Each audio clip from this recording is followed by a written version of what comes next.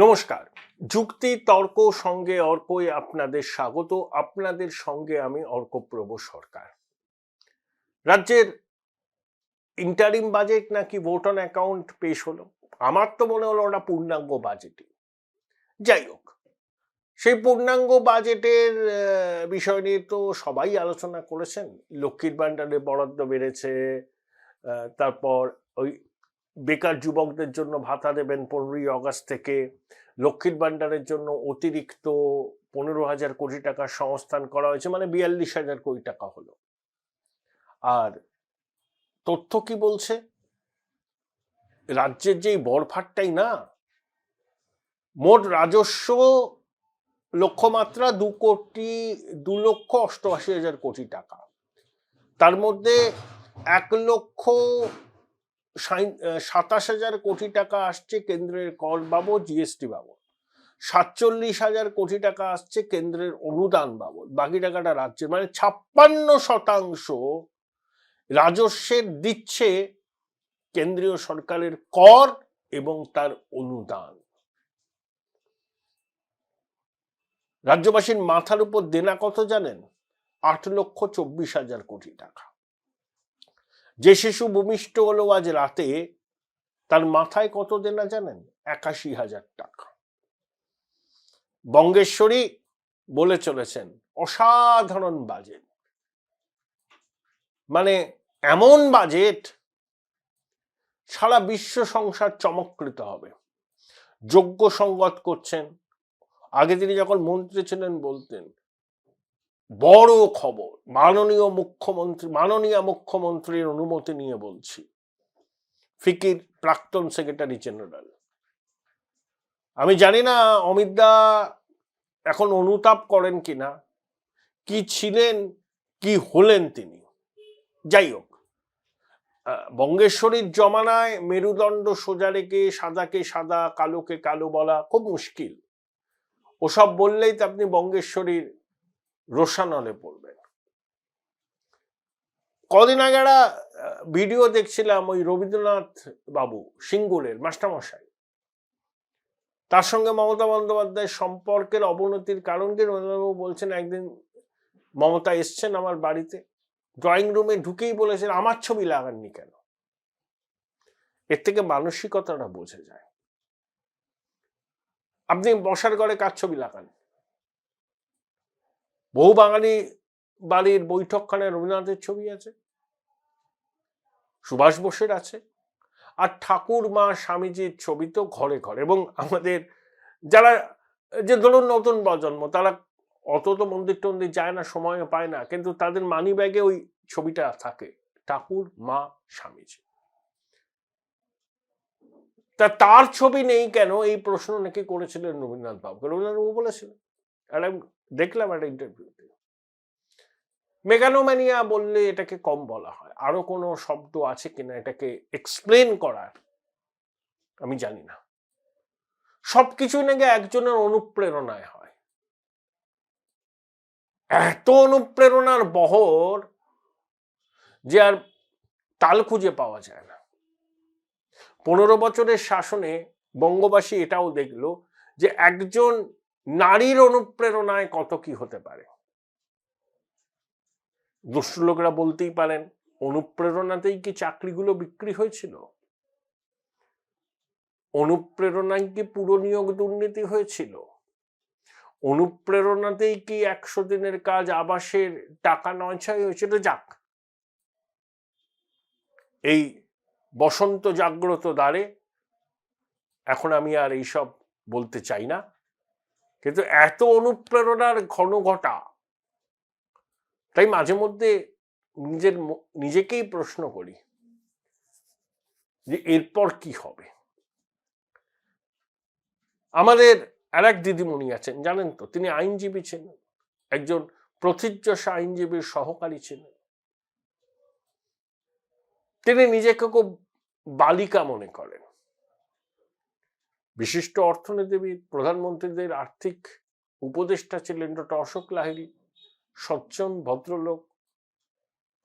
Budget বিতর্কে অশোকবাবুকে তিনি কটাক্ষ করলেন, কারণ অশোকবাবু এটাকে হামটি ডামটি বাজেট বলে কেন্দ্রীয় বাজেটকে কটাক্ষ করেছিলেন না দিদিমণি।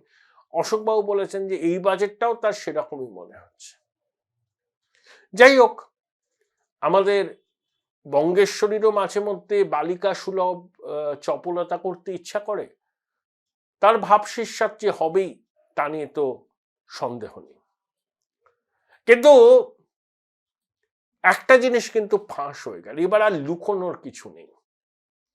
এই সরকারের প্রায়োরিটিটা কি? শিল্প নয়, স্বাস্থ্য নয়, কৃষি নয়, তথ্য প্রযুক্তি নয়, এই সরকারের প্রায়োরিটি হচ্ছে সংখ্যালঘু উন্নয়ন এবং মাদ্রাসা শিক্ষা।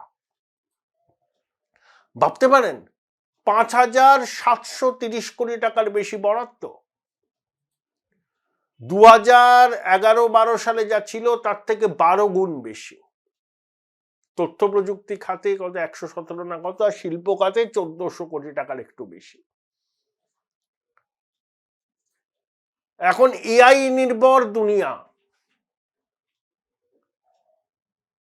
দিদিমণি বলছেন এসো আমার ঘরে এসো, শিল্পপতিদের বিনিয়োগ হচ্ছে, গন্তব্য হচ্ছে পশ্চিমবঙ্গ, আর শিল্প উন্নয়ন পরিকাঠামো খাতে 1400 কোটি টাকা, তথ্য প্রযুক্তি খাতে 200 কত কোটি টাকা, এক্সাক্ট ফিগারটা আমার মনে নেই, আর মাদ্রাসা শিক্ষা সংখ্যালঘু উন্নয়নে কত 5,700 কোটি টাকা। বুঝতে পারছেন মানসিকতাটা কি? হিমন্ত বিশ্ব শর্মা মাদ্রাসা শিক্ষাটাকে উঠিয়ে দিয়েছে, মানে মেন স্ট্রিমে আসো। আচ্ছা, মাদ্রাসা শিক্ষায় শিক্ষিত কতজন ডাক্তার, কতজন ইঞ্জিনিয়ার হয়েছেন বলুন তো? কতজন আইএস আইপিএস হয়েছেন? তাহলে সেই শিক্ষা ব্যবস্থাটাকে রেখে লাভ কি? মেন স্ট্রিমের সঙ্গে আসো, যাতে সংখ্যালঘুদের প্রকৃত উন্নয়ন হয়, সংখ্যালঘু সমাজের ছেলেমেয়েরা যাতে মেন স্ট্রিম শিক্ষার সঙ্গে যুক্ত হতে পারে।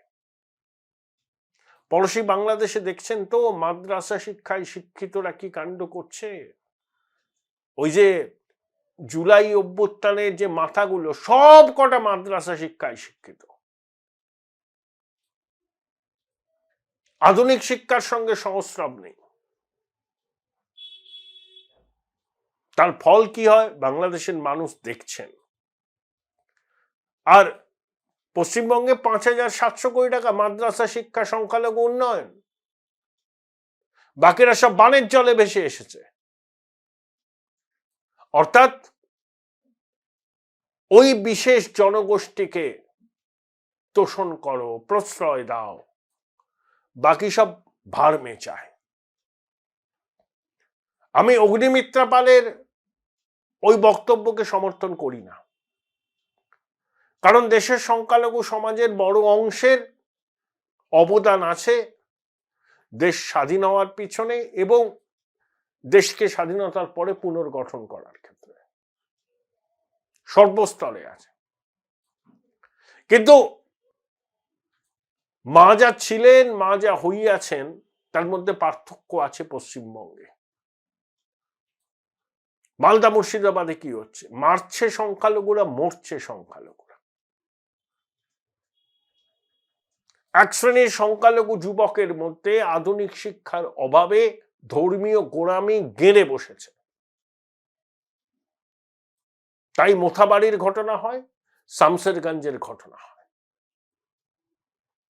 প্রতিবাদের নামে জাতীয় সম্পত্তি ভাঙচুর হয়।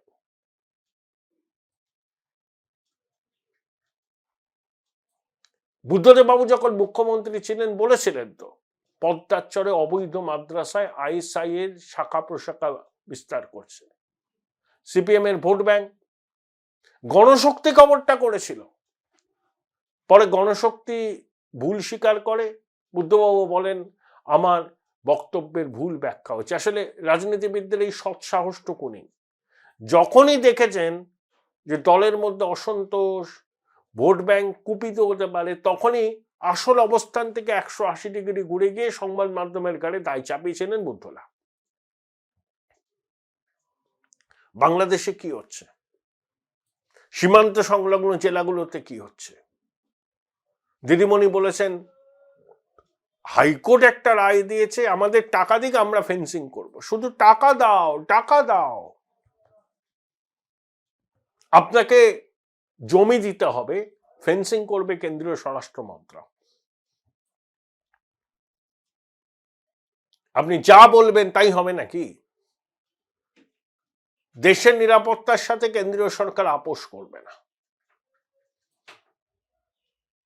এটা একদম স্পষ্ট।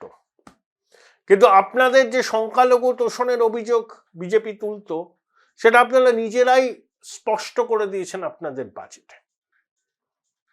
শিল্প পরিকাঠামোয় যৎসামান্য বরাদ্দ, তথ্য প্রযুক্তিতে আরো কম, যত বরাদ্দ সংখ্যালঘু উন্নয়ন এবং মাদ্রাসা শিক্ষায়। অর্থাৎ ওই ভোট ব্যাংকে দুধ কলা দিয়ে পোষো, তাদের মধ্যে থেকে যদি কিছু দুর্বৃত্ত বেরিয়ে আসে, চোখ বন্ধ করে থাকো। যেমন শাহজাহান কিছু ঘুরে বেড়ায়, জাহাঙ্গীর, কাইজার, মুদাস্সার। শাহজাহান এখন তো নয় নিরাপত্তা বাহিনীর হাতে। একজন বলেছিলেন না কি করেছে শাহজাহান? জেসিবি। এরা লালিত পালিত প্রতিপালিত হয়েছে এই জমানায়।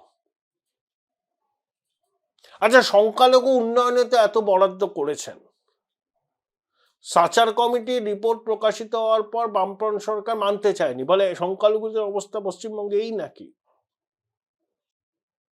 তারপর বুদ্ধবাবু অনেক চেষ্টা করেছিলেন, মন পেতে পাননি।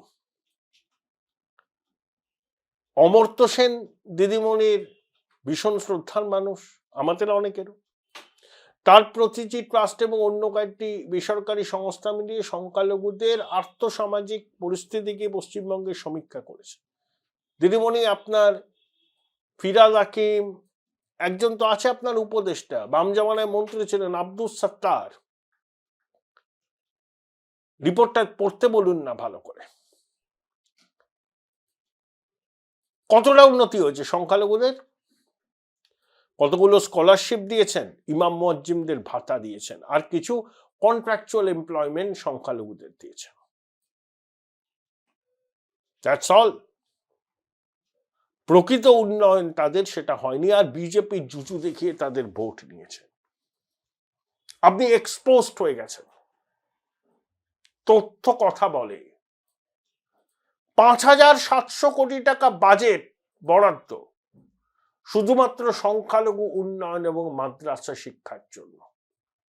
পরিকাঠামো, শিল্প, তথ্য প্রযুক্তি এই সরকারের কাছে কোনো গুরুত্বই নেই। বঙ্গবাসী ভাবুন, আপনার ছেলেমেয়েরা পাবে না চাকরি এই রাজ্যে। যাদের সুযোগ আছে তারা বাইরে চলে যাবে, আর লেখাপড়া শেষ করে চাকরি না পেয়ে যখন রাস্তায় মাথা কুটে কুটে ঘুরবেন, তখন ওই ডেলিভারি বয়, সিকিউরিটি এজেন্সির চাকরিটা পেতে হবে। আমি কোনো চাকরিকে ছোট করে দেখি না, কোনো পেশাকে ছোট করে দেখি না, কিন্তু ওইগুলো ছাড়া আর কোনো কাজ নেই পশ্চিমবঙ্গে, নেই। কারণ এই সরকারের প্রায়োরিটি নয় শিল্প, প্রায়োরিটি নয় তথ্য প্রযুক্তি, প্রায়োরিটি হচ্ছে একটাই, সংখ্যালঘু তোষণ। তাদের ভোটটাকে নিশ্চিত করা। তার জন্য যতদূর যেতে হয় এই সরকার যেতে রাজি। পশ্চিমবঙ্গ এক ক্রান্তিকালে দাঁড়িয়ে আছে। সিদ্ধান্ত আমাদের নিতে হবে। আমরা কি খাদের অতলে তলিয়ে যাব, নাকি নতুন সূর্যোদয়ের প্রতীক্ষায় দিন গুনব? আপনাদের সুচিন্তিত গণতান্ত্রিক অধিকার প্রয়োগ পশ্চিমবঙ্গের ভাগ্যকে বদলে দিতে পারে, না হলে পশ্চিমবঙ্গকে খাদের কিনারায়, খাদের তলিয়ে যাওয়া থেকে কেউ আটকাতে পারবে না। Join Indian Institute of Hotel Management now. Right choice, right decision.